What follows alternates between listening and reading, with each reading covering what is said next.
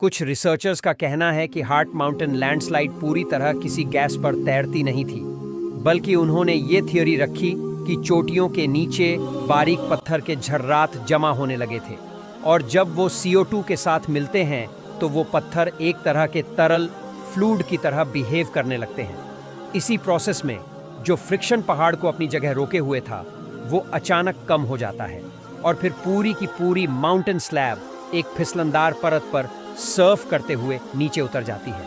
और ये कोई एक वाकया नहीं, अर्थ के सही हालात में ऐसा मुमकिन है और हकीकत में होता भी है।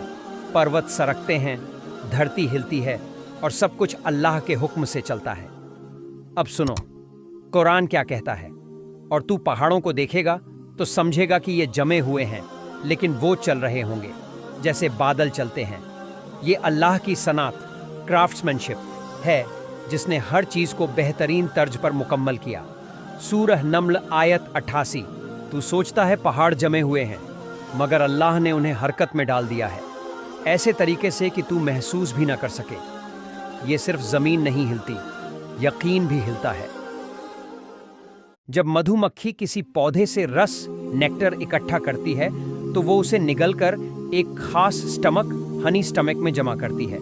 उस पेट के अंदर ही एंजाइम्स नेक्टर को तोड़ना शुरू कर देते हैं। फिर जब मक्खी वापस छत्ते पर लौटती है तो वो उस नेक्टर को उल्टी करके दूसरी मक्खी के मुंह में डालती है। वो दूसरी मक्खी भी वही नेक्टर आगे एक और मक्खी के मुंह में डालती जाती है, और ये सिलसिला तब तक चलता है जब तक नेक्टर का पानी कम होता जाता है और उसका टेक्सचर गाढ़ा होता जाता है।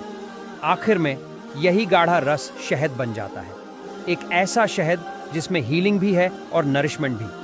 अब सुनो, कुरान क्या कहता है।